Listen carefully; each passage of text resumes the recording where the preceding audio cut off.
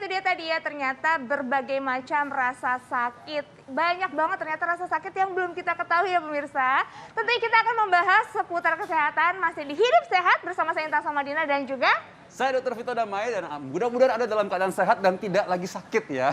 Kalau sakit-sakit kepala sedikit ya mungkin agak-agak wajar kali. Tapi kali ini kita akan bahas mengenai sakit punggung yang mungkin sering dirasakan oleh banyak orang pada hari ini bersama dengan Dr. Ziki Yombana, spesialis saraf. Halo Dr. Ziki. dokter, selamat pagi. Halo, selamat pagi. Punggung aman dok? Punggung aman ya? Alhamdulillah aman. Aman ya dok ya? Aman. Cuman kadang-kadang bahu masih suka pegel-pegel nih dok. Ya wajar lah ya kan. Banyak aktivitas. Wajar ya dokter ya? wajar. Berkaitan dengan tadi sakit punggung, sakit belakang itu ya tadi ya, kita akan bahas mengenai saraf kejepit pada hari ini nih. Yes, benar banget. Tapi sebelum itu dokter Vito, kita akan melihat tayangan yang berikut ini.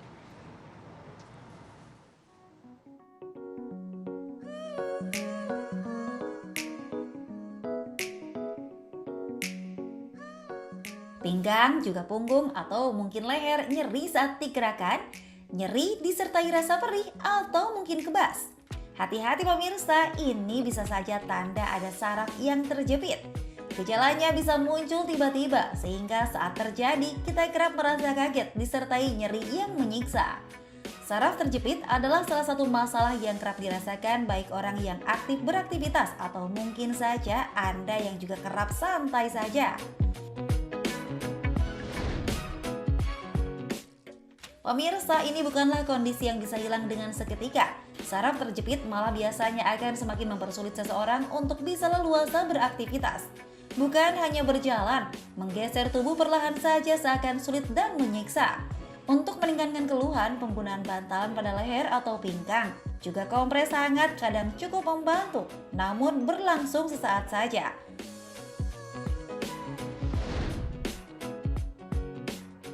Lalu apa penyebab saraf terjepit terjadi? Bisakah menyasar kalangan usia muda? Bagaimana agar terhindar dari saraf kejepit? Dan apa yang harus dilakukan bila sudah terlanjur mengalaminya? Simak jawabannya di Hidup Sehat sesaat lagi.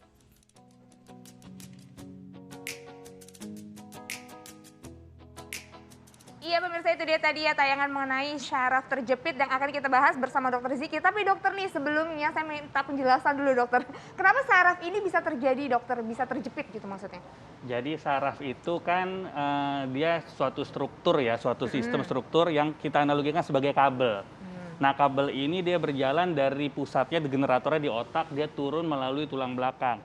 Nah, di tulang belakang ini, saraf ini dia berada di sekitar struktur yang lain. Ada tulang, ada jaringan lunak, ada otot, termasuk di situ ada namanya bantalan yang kita sebut namanya nukleus pulposus ya.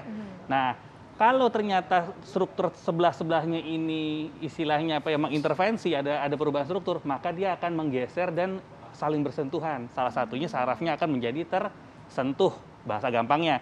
Tapi kalau kondisi agak lebih berat kita sebut namanya sarafnya kejepit. Nah, seperti itu. Kayak kabel gitu loh Intan. Kabel tuh kan sebelah kiri kanannya tiang banyak gitu. Kalau tiangnya ada yang kurang bagus, Gerak ya? Kabelnya kejepit. Nah, seperti itu. Oh gitu. Nah dokter, itu tapi dia. selalu terjadinya itu di tulang punggung belakang atau bisa di mana aja dokter? Kalau bicara saraf kejepit, di semua tubuh kita bisa terjadi.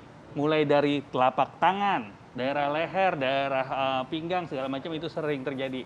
Tapi yang sering terjadi memang di daerah-daerah yang mobilitasnya tinggi. Yang mobilitas tinggi di mana? Ya kalau nggak di leher, di daerah pinggang, atau di daerah pergelangan tangan. Ini yang paling sering terjadi. Di tempat lain mungkin nggak mungkin, tapi di tempat lain bisa lebih sering terjadi kalau terjadi karena kecelakaan atau benturan hebat. Tapi kalau saraf kejepit yang selain itu, yang di leher, di telapak tangan, di pinggang, itu bisa terjadi bukan karena benturan hebat, tapi aktivitas yang salah dengan posisi yang salah dilakukan secara akumulatif berulang-ulang. Wah, ini kalau gitu nanti harus tahu nih bagaimana caranya supaya aktivitasnya tidak menyebabkan saraf kejepit. Nah, tapi sebelum itu kita bahas dulu mengenai fakta atau mitos. Ini pas banget karena kita berdua bapak-bapak muda ya. Mahmud ya, bapak-bapak muda ya. Mengangkat beban berat itu dapat menyebabkan saraf kejepit. Ini fakta atau mitos? Fakta. Kayak kita ngangkat anak gitu loh. Fakta. Nah, kadang-kadang orang mungkin salah ya. Ya, angkatnya. fakta, tapi ada tapinya ya. Ada Ada tapinya. notice dikit. Fakta tapi dengan posisi yang salah juga.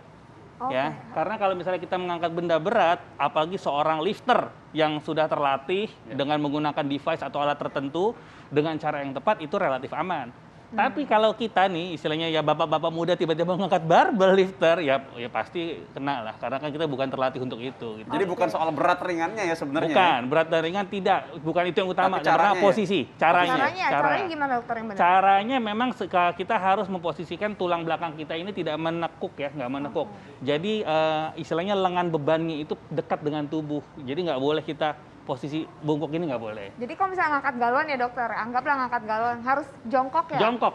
Oh. Harus Angkat jongkok anak dulu. dong, coba. Gimana dokter kalau angkat anak dokter? Ya, berarti kita harus jongkok dulu begini. Itu ya. gitu. Oh, ya, lihat. Jadi Jongkok angkat, dulu.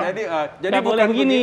Oke, baik. Itu. Tadi dicontohin nih, tadi ngangkat anak, angkat cucu bagi bapak-bapak, Angkat ibu-ibu cucu. di rumah. Itu caranya tadi barusan ya. Nah ini kan tadi pertanyaan papa-papa muda ya. Pertanyaan anak-anak muda yang mungkin masih produktif nih dokter. Biasanya itu kan suka duduk, duduk kayak ngetik misalnya Ya. ngelakuin kerjaan. Ini katanya kalau akibat duduk di posisi yang sama terus-menerus itu juga bisa menyebabkan syaraf terjepit. Ini fakta atau mitos dokter? Jawabannya fakta. Fakta juga dong. Fakta. Jadi yang namanya saraf ini kan di daerah tulang belakang, terutama kita bicaranya saraf yang di Iya, daerah iya. tulang belakang pinggang ya.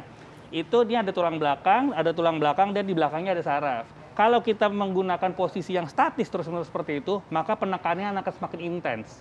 Dengan penekanan yang semakin intens, bantalan ini lebih cenderung mudah keluar dan menjepit saraf di belakangnya. Ini, itu yang terjadi. Tapi ada tapi juga, posisi duduk ini juga akan lebih cepat membuat saraf terjepit kalau posisi duduknya salah. Posisi duduk salah tuh yang gimana? Salah posisi duduk salah, ya, pertanyaannya bukan yang salah dulu, Iya, yang yang benar benar gimana? gimana gitu ya. Nah, Tapi posisi jangan salah duduk, salahin orang dong, Intan. pokoknya kita harus berprasangka baik dulu. Iya. Posisi duduk yang benar adalah pinggang ini, ya, pinggang bawah ini harus menempel pada sandaran. Harus menempel pada sandaran. Jadi kalau misalnya kita lihat ada beberapa kursi itu ada cembunganya gitu ya di daerah pinggang, itu gunanya untuk menopang tulang pinggang sebenarnya. Dan kalau kita naik kereta, naik pesawat, naik bis, di kendaraan gitu, ada bantal kecil yang ditaruh di sini itu untuk sandaran di sini. Tapi sayangnya kita masih banyak yang menganggap bantal dipakai di kepala. Salah. Itu sebenarnya bantal untuk lumbal support ya, untuk menyangga pinggang. Itu yang benar. Nah, yang salah adalah kalau kita duduk memberikan celah, misalnya duduknya bahasanya gampang ya pasti glosor gitu ya. Iya. Merosot. Merosot di Nah, sandaran gitu ya. duduk yang merosot itu nggak boleh ya, Padahal karena enak loh katanya itu. enaknya sesaat. Coba diulang-ulang, bakalan kena pasti. Nah, itu jadi bahaya. Bahaya juga ya. Jadi harus ditempel. Berarti banyak banget nih, kita harus tahu ya, duduk juga harus ada yang benernya gimana. Iya. Nah, berikutnya nih ada yang menarik juga nih ya, mungkin masalah bagi sebagian orang yang nonton ini juga ya. Katanya kalau kelebihan berat badan ini dapat menyebabkan saraf kejepit. Ini fakta atau mitos? Tapi jangan jawab dulu, kita akan bahas sesaat lagi, tetap di Hidup Sehat.